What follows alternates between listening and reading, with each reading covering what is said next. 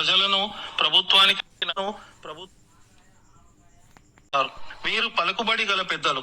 వీరు ప్రభుత్వానికి నడుమ గట్టి సంబంధాలుంటాయి. ప్రభుత్వం వీరి మాటలు నమ్ముతుంది. పేదలైన ప్రజలు సాధారణంగా తమ పనులు చేయించుకోవడానికి వారినే ఆశ్రయిస్తారు. మూడో వారు ఉమ్నా. ఇది అమీన్ అనే పదానికి బహువచనం. అమీన్ అంటే అమానత్దారుడు, ట్రస్ట్, రెవెన్యూ శాఖకు సంబంధించిన వారు, పన్నులు వసూలు చేసేవారు. అలాగే వక్స్ ఆఫీసర్లు, వితంతువులు, అనాథల ఆస్తుల సంరక్షకులు, ఇతరుల సొత్తును తమ వద్ద అమానతుగా ఉంచి దాచేవారు.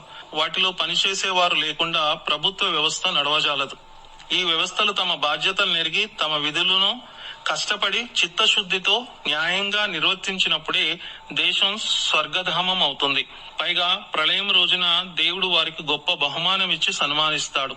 అయితే సదరు పాలకులు, ప్రభుత్వ ఉద్యోగులు, పలుకుబడి గల సర్దార్లు తమ బాధ్యతలను ఎరగక లంచం, అవినీతి, అమానతుల గల్లంతుకు దూరంగా ఉండకుండా లభించిన అధికారాలను దుర్వినియోగం చేసి ప్రయోజనం పొందే ప్రయత్నం చేస్తే, పాలితులపై దౌర్జన్యానికి దిగితే, వారికి ముప్పతిప్పులు పెడుతూ హింసిస్తూ ఉంటే ప్రళయం రోజున ఈ గౌరవనీయులు, ఈ విఐపులు అల్లాహ్ కోపోద్రికానికి పాత్రులైపోతారు. వారి కోసం అతి కఠినమైన యాతన గురించి ప్రకటన వెలువడుతుంది. అప్పుడు వారు అయ్యో, అధికారం, హోదాలు, వాటి ఐశ్వర్యాల నాయకత్వానికి బదులుగా ప్రపంచంలో మాకు హీనమైన పరిస్థితి ఏర్పడి ఉంటే ఎంత బాగుండు అని అనుకుంటారు.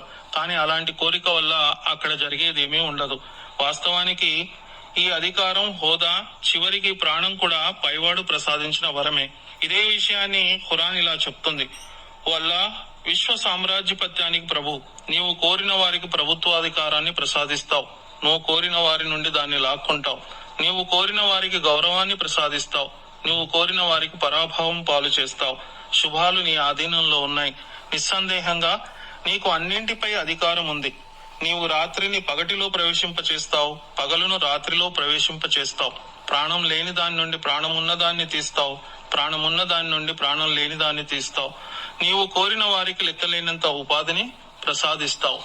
దేవుడు ఎవరిని ప్రజల పాలకునిగా చేస్తాడో అతడు వారి బాగోగులను దృష్టిలో ఉంచుకొని వారిని సంరక్షించకపోతే ఆ పాలకుడు పరిమళాన్ని, అంటే స్వర్గ పరిమళాన్ని ఆగ్రహించలేడు. అంటే శాశ్వత జీవితం నరకం పాలవుతుంది అని సెలవిచ్చారు ప్రవక్త.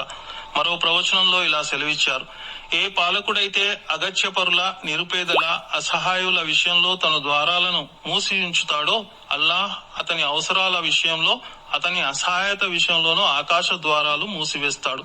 పాలకులైనా పాలితులైనా న్యాయానికి, ధర్మానికి కట్టుబడి జీవిస్తే మరణాంతర జీవితం స్వర్గమయమవుతుంది. అలా కాకుండా ఈ 3 నాళ్ల జీవితమే శాశ్వతం అనుకొని జీవిస్తే శాశ్వత జీవితం నరకపాలవుతుంది.